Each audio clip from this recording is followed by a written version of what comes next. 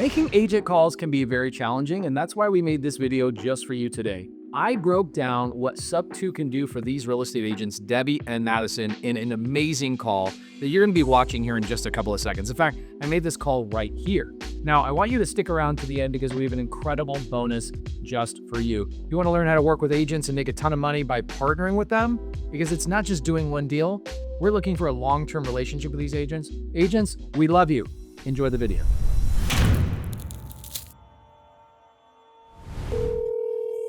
Hi, this is Madison. Hi, Madison. This is Pace. How you doing? Good. How are you? Good. I've got a sister named Madison. We call her Maddie. You go by Madison or Madison? Or Maddie? It depends. My whole growing up, I went by Maddie, but so some people still call me Maddie. But You're like, when I'm trying to make money, call me Madison. When I'm hanging out, call me Maddie. I love it. Okay, so the house on 112th Ave, how's that listing going? You guys getting offers? We haven't gotten anything yet. Mm-mm. Okay. Did you take a look at our offer with the seller finance stuff? Is your seller open to that kind of stuff? Sorry, which company is that from? It came from Myron, my partner. We sent over an offer, a seller finance offer. Yes, yeah. Is your seller open to having a conversation with me about that? Just depends. I have no idea, what you guys do or anything like that. That's why I was just wanting to gather more information. Cool. Can I take 2.5 minutes of your time and I'll actually time it? Sure. Yeah, no problem. Cool. So my name's Pace, real estate investor, non-licensed. I do have people on my team that are licensed, but nobody uses their license on our team. We just buy fix and flips here local in Maricopa and Pinal County. We buy those cash. Sometimes we buy them from agents. Sometimes we buy them from wholesalers local in Arizona. And then we do about 50 of those a year. And the main thing that I do in Maricopa County now is I acquire single family rentals. And the way I acquire them, this is outside of my fix and flip business, but we acquire them through 100% of the time seller finance. And so what I do is I specialize in calling agents and sellers that maybe have their house on the market at a price that maybe it's not moving, and we offer full price and see if the seller's open to seller finance. So been doing it a long time, work with a lot of real estate agents, go through title companies, all the things. And sometimes the answer is yes, and sometimes the answer is no. But one thing I do know is I get to build cool relationships with agents, and we end up doing deals in the future, even if the deal isn't this particular house. Okay. So how's this listing going? You think your seller would be open to something like that on this house? So, it just depends. They are having a baby and moving across to on the other side of town, close to their mom. Okay. I just want to understand. So you don't purchase it. You almost do like a rent to own, or you do seller financing. So like a carryback, or? Yeah, a carryback is another way to describe it. Yeah. So the seller lets me make payments to them over time. So it depends on one big thing. The thing it depends on is, do they have a mortgage on the house existing? I would imagine yes, most people do. So if the seller has no mortgage, we just do a straight seller carryback, or otherwise known as seller finance. I take the deed, they become the bank, they receive a monthly check with interest, et cetera. And then if they have an existing mortgage on the house, we just take over the existing mortgage payments, pay the commissions to the agent, so you're taken care of up front, and we just take over the mortgage payments. Okay, and then is that separate from the offer of the $15,000 cash to them? So the $15,000 cash to them would be, we'll give $15,000 cash to the seller and take over their mortgage payments. Okay, and that's separate from paying my commission. Correct. Yeah, we don't mess around with agents' commissions. I consider your commissions the greatest marketing expense I could ever spend my money on, because you and I will do a bunch of deals together. Okay. So you just turn around and then you rent it. So you're the owner of the home? Yep. We're the bank. Yep. Every once in a while, like a seller will be really worried about like the due on sale clause. Has your broker ever taught you about due on sale clause or anything? I've heard about it, probably not for a long time. Okay, cool. So sometimes, like, let's say a seller has a mortgage in their name and I now take over the payments. Sometimes the seller or the agent we're doing a deal with would say, oh my gosh, I'm worried about the bank finding out. In that situation, we just do a lease option, or like you described, a rent to own. So the deed stays in the seller's name and I basically make the payments. And I do a variety of things. Sometimes we do Section 8, pretty rare. That's probably the rarest thing we do. Most of the time we just do boring rentals, regular, like 85% of the time we just do boring rentals. And then sometimes we'll do like an Airbnb I've been doing a couple of co-living lately where we rent out the rooms, stuff like that. Mm-hmm. So what qualifies the home? Just making sure that the rent, obviously there's a profit between what you're paying and what you can rent it for. Heck yeah, that's it. It's so simple that I wish I could describe it better than you just did, but I can't. You killed it. Okay. It really is like a seller will say, we have 8, here's kind of my process. Somebody will go, yeah, my mortgage payments are $1,800 a month. And then what I'll do is I'll go, all right, cool. The purchase price is really not that important to us. It's really how do I get into the deal is important to me. And so I'll go, all right, $1,800. I'll look up the area. Most areas are now kind of outlawing Airbnb. So I already know that's out of the question. I basically start going through a list of finding the highest and best use for that property to make my company as much money as possible. Obviously to recoup the down payments and the commissions that we paid you, but then also long-term, we want to make a profit, obviously. So we usually are looking for a house to at least make us a couple $100 a month. We're not trying to be greedy, but a couple $100 and we're happy. Okay. And you kind of seek out owners that probably got a lower interest rate, so their mortgage payments lower. You almost like should just come work for me. This is too good. You're like, you get it. Yeah. So here's what we'll do. We have 2 filters. Okay. So we'll go on, I use a software. I'm not an agent. My wife is an agent. So like I could go use her MLS, but I think MLS is a little clunky. So what I do is I use a software called Deal Sauce. Stupid name, but kind of funny. So I'll go on Deal Sauce and I'll pull 2 filters. One filter is low equity, low interest rate under 5%. So when a seller doesn't have a lot of equity, and they've been on the market, let's say 30, 40 days, it's really simple for us to call up and tell that agent like, hey, seller doesn't have a lot of equity, which, you've been in the game, you run into sellers that don't have a ton of equity and they want to get the purchase price they want. So we don't fight with them on agent commissions or seller's price. We just try and get into the deal by taking over the payments and giving as little amount of cash as I can. Obviously, professionally, I want to give them something, but I want to get as little as possible. So that's our low equity filter, and that's taking over the existing mortgage. Then I have another filter where I will look for high equity or houses that are paid completely off, so the seller doesn't have any debt, and then we'll offer seller finance to those sellers, obviously going through the agent. Yeah. How long is the carryback? Like, how long is that for? Great question. So I have a seller in Texas. We bought a big apartment building. He gave me 50-year carryback. I bought 4 properties from him. That's craziness, but that's on like the one end of the spectrum. And then sometimes sellers are like, what's the least amount of time that you need? And I really don't like balloons, but we will do them. Usually the longest balloon or the shortest balloon, that we'll do is like 3 to 5 years in that range. That's the shortest time frame we'll do. Okay. So, and because I've never done a carryback or anything like that, so I'm also not just this specific case, but just learning more about your general business plan. So you take over their payments, and then so a carryback, I assume, if they're the bank, they charge you interest or no? It depends. I hate giving it. I sound like an attorney when I say that, but it depends. So some sellers, let's say, I'll give you a good example. So the seller that gave me 50-year terms on his apartment building, that seller really wanted a $3 million purchase price, but the apartment building was only worth like 2.7. And so I told Mario, I said, hey, Mario, if you want me to give you $3 million, I'll give it to you, but I can't have interest involved because you're basically already getting all your interest in the purchase price. You're getting $300,000 over what the retail price of the property is. So he gave me 0% seller finance. Then there's other sellers that give me kind of retail value, and those sellers will charge me 3 to 4% interest on their money. And so they're making, it seems like they're not making a lot, like 3 or 4% doesn't seem like they're making a lot, but the reality is the majority of the payment is interest bearing, right? It's just like a regular mortgage. The first 10 years is primarily interest. So their actual yield on their money is probably closer to like 11% with a 3% interest. Does that make sense?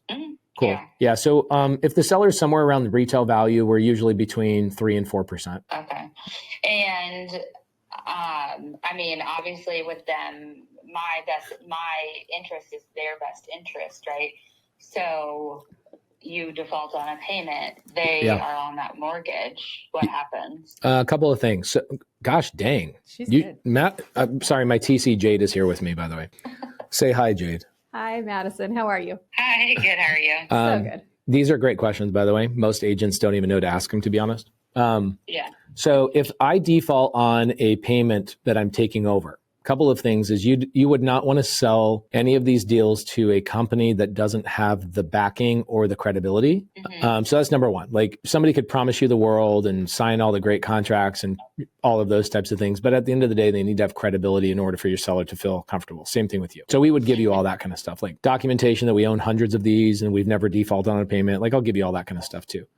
But the number one thing is if I default on the payments, the seller has the right to just put the house right back on the market and sell it again and keep all the payments I've made along the way and any down payment I've given them. So I've never had that before, but I set it up in a way that the seller would actually benefit if I did default. Okay. Yeah, only because I know these people specifically, like her dad was a realtor and then like in his past life and then like a sheriff. And so he's like kind of a scary guy. So I know he's going to ask all the hard questions and I'm not going to be. Yeah. And here's what I do. You and I should do 20 deals over the next 4 or 5 years together. Okay. And what I love doing is like you're going to talk to this seller. The seller's going to talk to their dad because that's what they do. They want to make your life as hard as possible, which is fine. You're a gamer. You'll do it. I'll go and meet the dad. I'll go and meet the seller and I'll sit down with them. They should know me. Why? Because I'm taking over their payments, right? Like they should get to know me, shake my hand, look me in my eyes, all that kind of stuff. So I'll meet them. And if the dad's like, that sounds sketchy, say, okay, well, the buyer is willing to meet you and it's a really good offer. They're paying retail price. It'll give your wife or your daughter and her husband retail price, which is, we're not getting offers on it now. So this gives you the highest purchase price. You just got to wait a little bit for the money. Let's at least listen to the guy. I'm willing to go on an appointment with you or get on a Zoom with you, explain it, introduce myself, and still hear no at the end of the conversation. Mm-hmm. Yeah, because obviously it's like, well, yeah, no, it sounds awesome, but I like to think positively, but I always am like, okay, well, worst case scenario. Right. And so I just want to understand better. What does your escrow period look like? I saw you said a 14-day inspection period, and then do you ask for repairs to be done? Never. I've never once asked a seller for a repair. Never once. I hate it when I flip. I tell my buyers, I said, I'm hypersensitive to repairs. Do not even ask for them. Yeah. I just fix this house up. Yes, go do an inspection period if you're going to buy the house from me. But the answer is no. I don't ask for them. I don't give them. Okay. The price of the house is the price of the house for a reason. And I'm asking for terms. I'm not going to come in and beat you up. Like I used to be a contractor for Open Door, and they used to pay me $250 per house to go in and beat up their sellers with this like repair estimate. And I didn't realize what they were doing until like probably 2014. I was like, holy crap, these guys are like using my $250 bill that I'm charging them to reduce their seller's price by like $60,000. Yeah. That was my question. Do you then after inspection want a reduction on purchase price? Nope. Never once have I done that. The main thing I care about are terms, right? The seller. So there's 4 things in terms. Number one, purchase price, which is what the seller cares about more than anything else, purchase price, right? What am I getting at the end of the day? And then there's down payment is number 2. Number 3 is interest rate. And then number 4 is length of time. So if I get the bottom 3 to be reasonable, right? The last 3, purchase price doesn't mean anything to me. So I'm not going to. How would you have a down payment? I'm confused on that. Well, we're giving the seller $15,000, right? Oh, that's what you count as your down payment. Yeah. Okay. And even like in our company, the vernacular we'll use in our office is your commission will be considered part of my quote unquote down payment in our internal conversation, if that makes sense. Okay. Because that amount is based on the purchase price, since they put probably about that much down. Probably, yeah. Is that how you get that number, or it's always that number? No. I mean, if I'm going direct to seller, like if I'm calling like foreclosures or expired listings or something, I try and do like 0 down deals every day. We do so many 0 down deals. We just like on a foreclosure, we catch up their arrears, and that the number of whatever their arrears are is the number I come up with. If I'm doing an expired listing, you'd be surprised at how many 0 down deals I do. Or the seller's like, yeah, just take over the payments and give me my $50,000 in 3 years type of thing. It really comes down to my ability to negotiate with the seller, to be honest. Okay. But for your situation, so that number could change. Not with you. No, I'm just saying I'm giving you a general sweeping acknowledgement of my business model, just to give you like more industry knowledge of what I do. But when I do direct to agent, what I love about direct agent is that I build relationships with agents long term, and then I end up buying 3 or 4 deals a year with you. And so I love paying your commissions. I want to pay I want you to get every last freaking penny of your commission. So I won't bicker and fight on that, and I won't bicker and fight on the sales price. If the seller's willing to take $5,000 in their pocket, I would do it. If the seller needs a little bit more money, I'm open to the conversation. Yeah. Okay. There's essentially 4 pillars, not pillars, but 4 levers that we have to pull in this little machine. And those are the four levers: purchase price, down payment, or cash out of my pocket, interest rate, and then length of time, which is like the balloon that we were talking about. How do we get this deal done? How do I get you paid? Well, I mean, it's only been on the market 5 days. Yeah. So it is very new. Do you want to keep me in your back pocket? Well, yeah, no, for sure. I guess, so at the end of the day, and I'll just ask this super blunt, your business model is just to avoid banks. Find properties that you can rent right out the gate and make a few $100 a month. Yes, kind of. Okay. So I make a lot of money, like significantly a lot of money. And here's how I make my money. Number one, cash flow is kind of cool. But I tell people that learn from me, I say cash flows for children. Most people, you buy cash flow and you're missing out on the other like really big benefits of real estate. So the number 2 reason why I buy real estate is for the future appreciation. And that's kind of cool. Yeah. But that's kind of like kindergarten. The main reason why I love buying real estate like this is the tax benefits. Okay. And so when I buy a rental property, it allows me to not pay any federal income taxes. Okay. So like, I'll give you, what's the purchase price on this one that we were talking about? Just a general number? $430. Okay. So $430. I'll give you a good example. You want to hear how this works? Yeah. Okay, cool. This has turned into a unique phone call, so I appreciate you. Yeah. And I love this business so much, I could talk about it all day long. So let's take if I take $430 and I follow the IRS guidelines, the IRS guidelines will give me, my friend, let's talk about the $10,945 tax benefit every year for the next 27 and a half years that I own this property. If I choose to, I can take the first 7 of those years up front. So when I buy this house, I will get a $76,000 tax benefit this year for buying this house. So think about that. I give you, let's say 12 grand as the agent. I got $5,000 in closing costs, and I've got $15,000 that goes to the seller, hypothetically, right? I'm all in, let's just say 40 grand. Okay. Well, the IRS has already paid me back for that. I essentially got a free house. Okay. And so, by the way, no agent has ever really gotten that answer from me. Yeah. But you ask good questions. You seem like you actually care. So I'll buy a lot of houses. I just like to know how things work. Oh, thank you. No problem. So I will buy houses, honestly, for the first couple of years, primarily because of the tax benefits. And then by year 3 or year 4, it's appreciated a little bit, but not enough to justify, you know how it is. If I bought the house at $430 today, I go have you list it for me in 2 years, it's going to cost me 40 grand in commissions to sell it. So really, this thing's got to go to 470 for me to break even, right? Yeah. So I'm not really counting on appreciation or cash flow in my first couple of years. I'm counting on the tax benefits. And those tax benefits are so significant that by year 3, I can bump the rent $150. Yeah. Now the cash flow starts making more sense than the tax benefits by year 3. Okay. Yeah.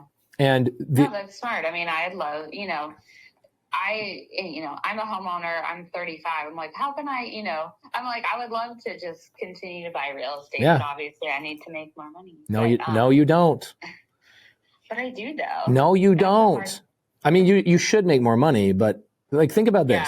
Okay. When I first started this business, check this out. So I would go to sellers just like this. I've been doing it only 12 years. So I'm not, I'm a couple years older than you, but not too far. So, I started doing it 12 years ago. Somebody told me the same crap I thought, which was like, I need down payments and I need cash and I need whatever. Well, my first 30 deals I did like this, Madison, I just brought in partners that were like, I don't want to find the deal. If you find the deal, I'll bring the money to the table. Yeah. So why not go buy 5 rentals with me? I'll partner with you. I'll bring the money to the table. Yeah. You don't need any more money. Let's go make more money on the houses. Yeah, that sounds amazing. Can we meet for coffee? Of course, yeah.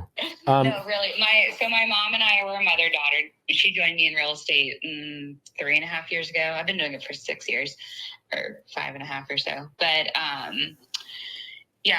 this is different, right? You have a very different business model, and of course, we have clients that just either need to move quickly, but like they also, especially people my age, they want to portfolio.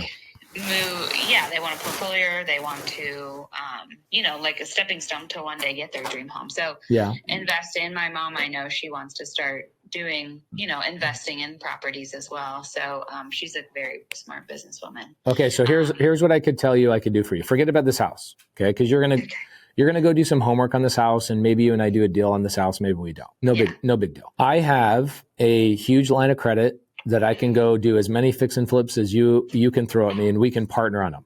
Okay, so if your mom finds deals or you find deals, bring them to me. I'll fund them 100%. My construction crew will run them, and I'll split them with you 50-50. Okay, that's something you and I could do. Okay, so we could do that. Also, I work with some agents that all they do is call expired listings, and what they were doing before they met me. How do you get your listings? Referral. Okay, so you're kind of like a badass. I mean, repeat, referral, and social media, but social media as in like our sphere. Okay. So like just people I went to high school with that are like, I haven't seen in 20 years, they're like, hey, can you help me? Okay. So one of the other ways agents make money with me is they will call expired listings, as of course your broker or somebody in your past has coached you along to do. And then what are you doing? You're basically, as an agent, you're competing against all the other agents to do a listing. It's like, what do you really have as a competitive advantage? Yeah. But what happens with me is I am in your back pocket. You can call sellers and go, hey, seller, looks like, you're currently expired. It sounds like the agent maybe couldn't have got your house sold for one of many reasons. What if I told you I had a buyer that would buy your house today at full price? I'm that buyer. I can be the buyer on those deals. A lot of times you as an agent will take a client on that wants too much money, right? Yeah. I'm your buyer. Yeah. Like I bought an RV or mobile home park in Yuma, Arizona, like 5 years ago. This is kind of how this works out for me. Seller wants to retire. Agent couldn't sell the property. The seller or the agent's like, dude, this thing's worth like $370, and the seller wants $500,000. And I'm like, okay, I'll pay $500,000. Yeah. Agent's like, why would you pay $130,000 over retail? I'm like, because I'm going to ask for no interest and a low down payment after I pay your commissions. Yeah. The seller says, okay, I don't care as long as I get my $500,000 and you make payments to me, blah, blah, blah. That property, I asked the agent, this is also interesting. I told the agent, why don't you and I partner on it? You waive your commissions. I'll bring you in as a partner on the deal. And she didn't see the vision of it. But that park is now worth probably like $1.2 million. It went up in value like $700,000 in just 5 years. Wow. Yeah. Right. So that's what I do. I'll pay full asking price because I'm asking for terms, and I'll go in there and like turn the property into something magical and make some money on it. Okay.